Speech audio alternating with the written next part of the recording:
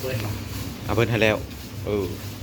มาจ้าพี่น้องจ้าสบายดีตอนบายบายพี่น้องจ้าสบายดีเด้อพี่น้องเด้อสุดแซวแมวเป่ากันอีกแล้วพี่น้องจ้าวันนี้ลีโอสโตฝีมือตำขนมจีนสู่กินนะจ๊ะ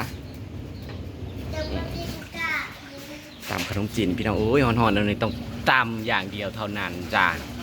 เนาะจนเลยซี่ก็ไปงานซบพี่น้องเนาะเพิ่นก็ยังบ่ได้มาเทื่อแหกจักเอาลงมือใดว่ามืออื่นบ่หรือจังใดจักจังใดแหละพี่น้องแหกครั้งนี้นะกินต่ำก่อนจ้าเนาะต่ำก็เรามีขนมจีน1 กิโลแล้วก็ใส่ปลากระถินลงไปนะ1 จานจำนี้แหละมะม่วงเนาะ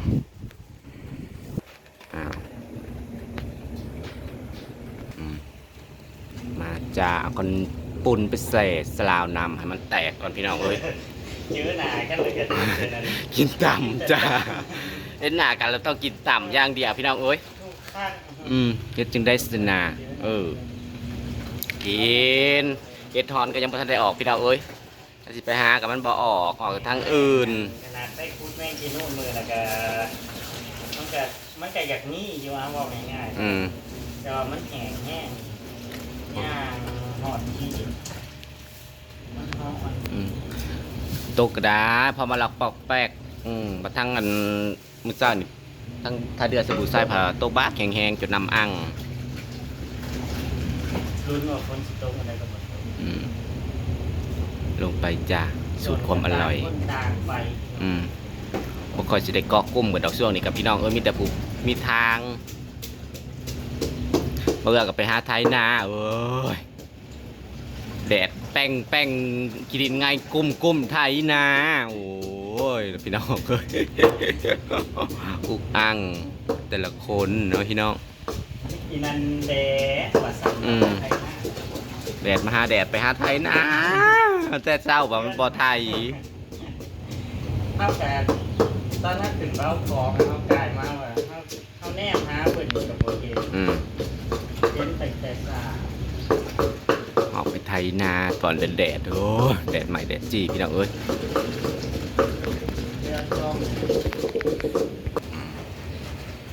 ลงไปจากแม่บุญลำฝาแดงลงไปกิน2 คนให้เขาพูดโลนึงผมพี่น้องเอ้ยจักสิเบิดจักยังนี่เบิร์ดอยู่อะไรเบิร์ดลายเข้ามาลองครับสื่อมากสื่อมือที่จะหัวลายบอเจ้าว่าเต็มโลบ่จักแต่ละเทื่อนั้นเราบ่ได้ให้เต็มโลได้ก้อนนาเนียนน้อยกว่านี้ได้แต่ละเทื่อนั้นเราให้8 ขีดสื่อมาตั้มเลยจนสื่อมาตั้มเลยที่หัวใจ1 กิโลจาก2 คนพี่น้องนั่งหมูมากบ่ยังแฉกหานั่งหมูเขามากบ่จักเดี๋ยวจะเสร็จไปใส่ใหม่แดดใหม่แดดจีพี่น้องเอ้ยเมื่อวานนี่กามาเหาะปอแปะลงมาเพราะว่าคือว่ามีฝนจากบ้านแม่นางเราบ่ได้มีฝนแม้ว่าแม่แรงหลายปีนี้แม่แรงขึ้นมาลวงไรโคนเฮ้ยฝนก็บ่ไปเยือนเพิ่นตินั่นนะเขาไปอ่านคอมเมนต์เมื่อคืนนี้ช่วยหัวลายก้นกันเนาะเขาไปอ่านคอมเมนต์กันนะคอมเมนต์นั้นมันเกิดธรรมดานะเขาไปแยกหัวอยู่ได้ลายก้นกันจี๊ดมาสั่นเฮ้ยเพิ่นห้องแก้มนะบอกันทุกแล้วมานั่นแหละบอกว่า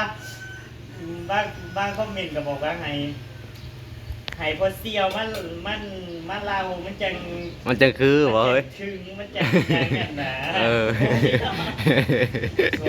ส่วนนี้ไปบอกแห้งบ่ได้นั่งด่าช่วงนี้งดก่อนพี่น้องเอ้ยเนาะให้มันซาๆไปสักก่อนจากสิมาเล่าสู่ฟังช่วงนี้สุพลกำลังอินเลิฟพี่น้องบอกซ้ำนี่ซะ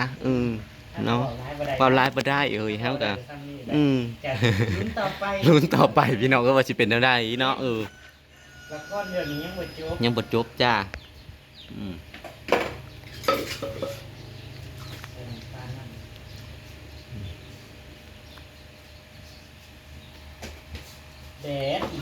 จะใส่ชุดเห็ดอย่าง อืม ใส่อยู่เป็นชุด จักสิหาอิหยังเฮ็ดอิหยังพี่น้องเอ้ยเฮ็ดฮอนก็บ่ออกปีนี้ปีแต่เก้านะปีก้านี่ออกแล้วเฮ็ดซ้ำนี่นะแต่ปีนี้มีซอยมอยพี่น้องเอ้ยบ่ทรงคือจักมันสิได้เฮ็ดนาหรือบ่ปีนี้นะ ปกติเฮ็ดห้องแต่หาแหละเนาะ อืม ที่นี่เฮ็ดบดยังบ่ได้ใด บ่ได้ บ่ได้เฮ็ดบด แต่การเฮ็ดไข่ออกก่อนหมู่ปีนี้มิดซีรีพี่น้องเอ้ย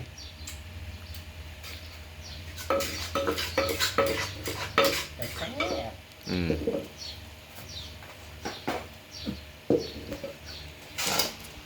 เบิ่งไก่ๆพี่น้อง ตัดอยู่บ่ตัดดอกเนาะ บ่ตัดกระยามจังยาวๆลูก นี่ข่อยล้างเลยเด้อ จ้า เดี๋ยวว่าข่อยบ่ล้างนี่เด้อ ลงไปจ้าลงไป เส้นกระชุบ อืมเบิ่งนี่ดิคือมันน้อยเด้อพี่น้องแต่ว่าบ่ได้น้อยเด้อจ้าโลนึง อืม หลายเติบนะจ้า อืมลงไป แต่ว่าเพิ่นเท่าใดล่ะ คนเพิ่ง2,000ฝ่าย คุณนะคล้ายๆของเฮาอีกแหละของเฮารอบก่อนน่ะเพิ่นเบิ่งหาพัน หาก็มาแจกเดือน แต่มาเก็บเพิ่นยังสรุปก็คือได้ลบคลิปออก อืมมาจ้าพี่น้องมาจ้าเยอะๆจ้า ซิมแหม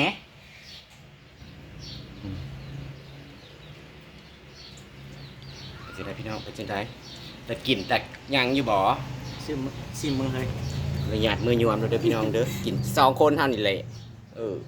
บ่ได้ขี้เดียดกันเด้อพี่น้อง2คนนะจ๊ะ ใส่กระโตกนี่บ่ใส่กระโตกแบนบ่ มันกระตุกแบนก็ได้เฮ้ยเอาไปแดงลงอีกเพิ่มนึง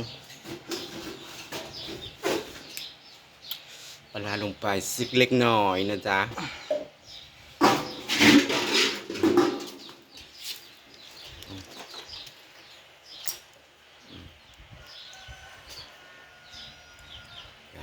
เอาเฮ้ย ตัวสิตั้มกินผู้เดียวอยู่เหมือนบ่มีเคยมา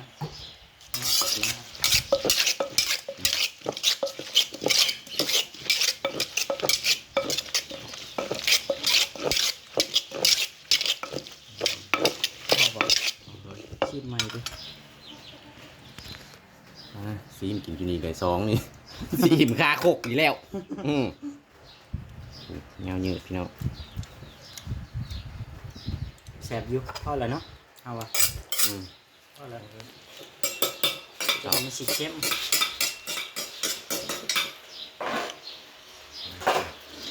ออกจ้า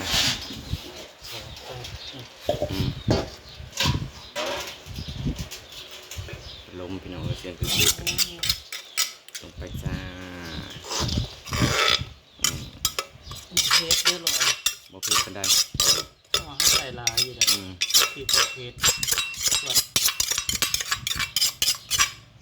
โคกให้ฟังแกะ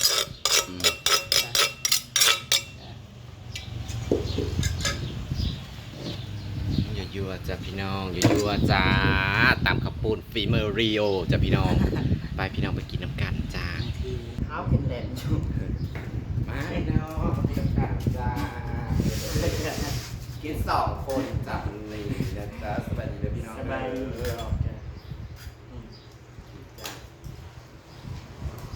เบิดบอย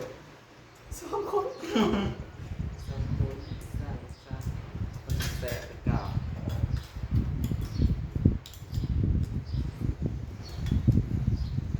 มันบดจัดการบันได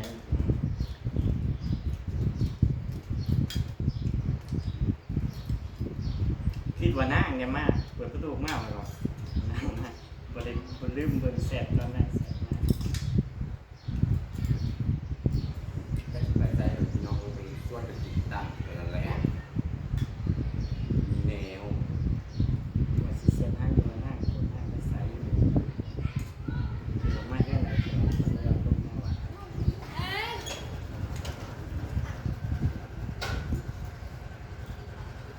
กินมาแสบๆเด้อเจออะไรเขา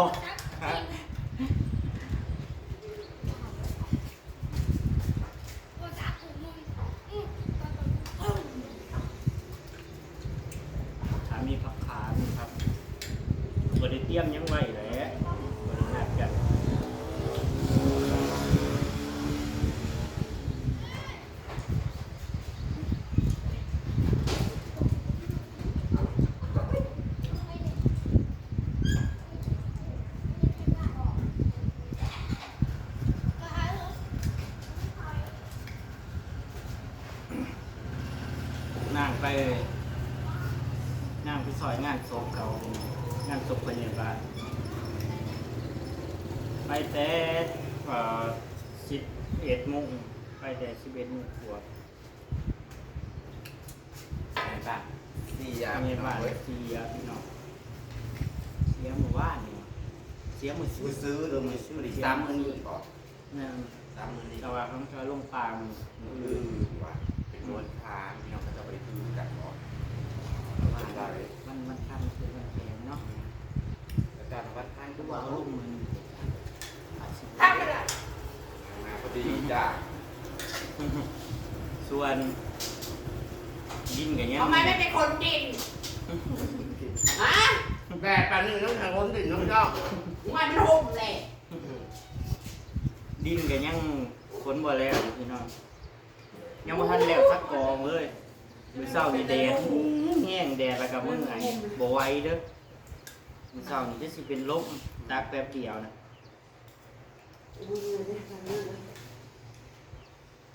เขาไปเดี๋ยวลมมันอยู่บ่ เงิน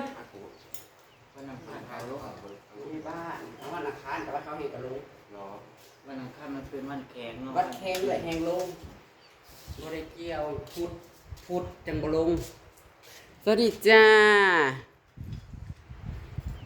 นั่งมาสู่ อัน มันเล่นน้ำกับแจ็คสิหาหยังให้กินถ้าสิขาเป็ดกับปล่อยเป็ดจับบ่ได้เป็ดก็ได้บ่สิจับได้ พุดคนกล่องดินพุด ตอนแรกว่าซักผ้าแล้วก็สิลงไปพุดเบิ่งหน่อไม้ได้น้องพอฝนมันตกเห็นกอมันเขียวเหยียบกินตมน่ะสิมีน้องว้า ห่อนไปมันก็เข้ากระตำมะคุงกับหมูโอ้ยสร้างไม่ได้จากกระเพาะคน20,000แล้วเดี๋ยวนี้นะจังได้การนี้ป๊บอันวันเกิดเข้ามาเมื่อคืนนี่พี่น้องเอ้ยช่องข่าวคือยังประเทศลงคลิปหรือจัดหนักจัดเต็มบ่เนาะ สั่งไม่ไหว เซิร์ฟแซดจัดหนักจัดเต็มได้ สั่งไม่ไหวแล้วแบบว่า FC ว่าถูกใจมากคลิปเมื่อคืนบ่ว่าสวัสดีจ้ะ เก็บซีลายก้น ไม่การซบซ้อม เพราะ มือเลย เพราะว่าแต่ลายคนใน FC ทุกคนกับกรีดก็ว่าสั่นพี่น้ำทิพย์ก็กรีด ไผสิบ่กรีดเจ้าก็จะกรีด โมเมนต์ข่อยอยากร้องเพลงหนึ่ง เฮ้ย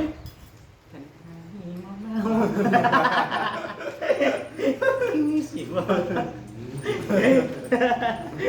โมเมนต์มันบุกเข้ามาเองเนอะพอมาได้คิดอีกยัง เมื่อคืนเนี่ยอันมี FC เทป5มาได้น่ะผู้ชายเหรอจังว่าหวยฉันกันได้ท่าฉันกัน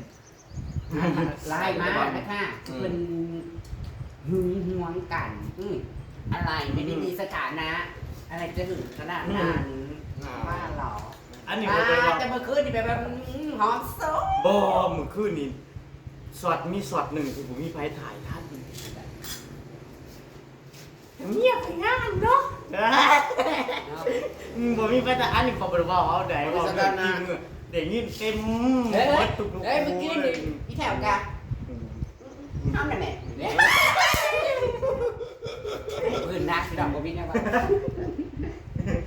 ไม่เขินนะครับเมื่อกี้นี่เขินฉันมาลงมาเธอนี่ทุกโจมได้อุ้ย จมบ่หรือว่าหู เขาได้ บ่ ของขวัญ เออมันสิได้ของขวัญบ่ คืน สมมาสันอวยพรได้สันอะไรได้ของขวัญก็สิน้อ ตั้ง ย เศร้าเลย โอ้ลำนี้สะอาดสะอาดเด้วันนั้นพอมาเมาตายมาจักเคยไปเคยมาจัก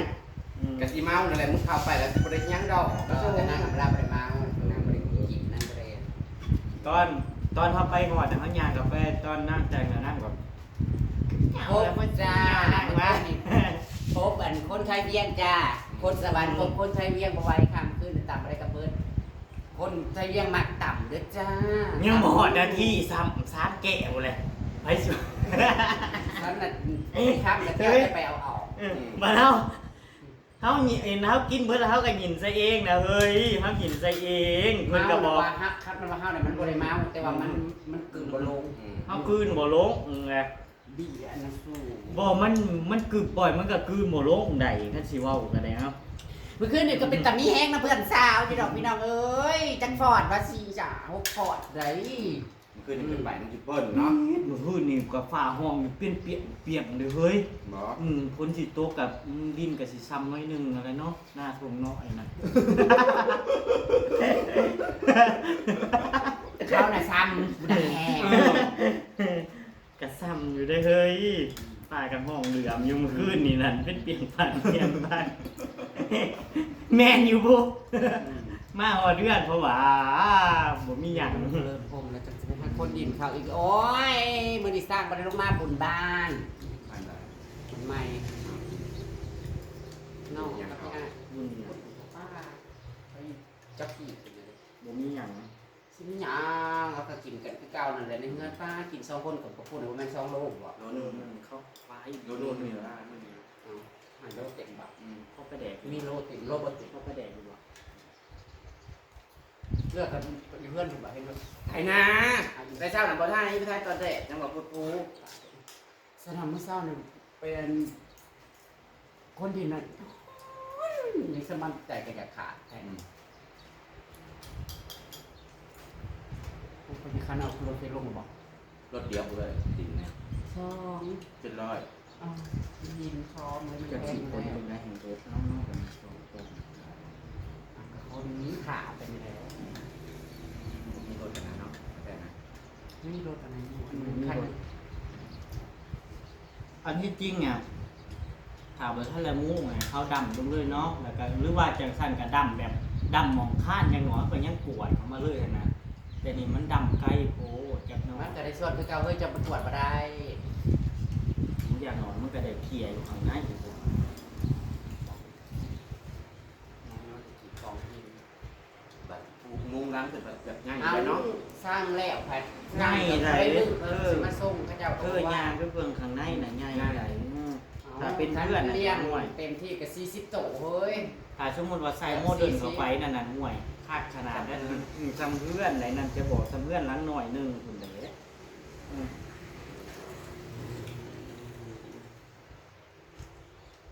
เดี๋ยวมุงอะไรเบิ่งแล้วได้แล้ว ถามลายหมอง แกสิเป็นจังใดถ้าว่าเขาอยากไปเบิ่งหมูดอกสองเนี่ยแต่ ใส่เอา ในระบบหมูน่ะปักใช่ปัก ไม่รู้อ่ะ บ่แม่นไป ไปถ่ายเธอเลย เราบ่ได้เลี้ยงหรอหรือว่าไผสิเลี้ยง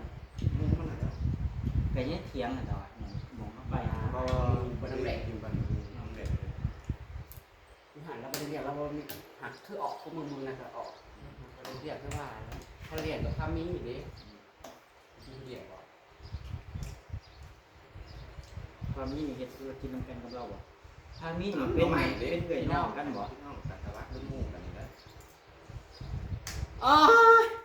คนพี่น้องเอ้ยไปอยู่ในงานคนนี้มองอยู่จ้าบุ้งเฮ้ยข้าเจ้าบริขารว่าสั่งขายไปมุงจ้าบุ้งเฮ้ยซอยข้าเจ้ารายการเบิกลายมือห่อนจนจะตายได้บดีเจ็บหมอเอากินซ้อมนี่ก็ได้ปวดโผล่กินแล้วก็เว้าพื้นคน เป็นน้ำบ่เพิ่นเป็นน้ำมันยังม่วน กินแล้วแล้วก็ไปออกกำลังกายนะพี่น้องคลิปนี้จะพาบรรยากาศไว้ซ้ำนี่จ้าขอบคุณเด้อค่ะขับรับชมนะคะ ส่วนแม่นางคงจักเป็นยังไงไปแล้วบ่ย่างอยู่ น้ ตาย ำ มีแต่ยังอยู่เอาบได้กาเต้งสตอรี่อีกขึ้นมาอีกแล้วอ้าวบ่ได้ว่างเว้นงานอีเวนต์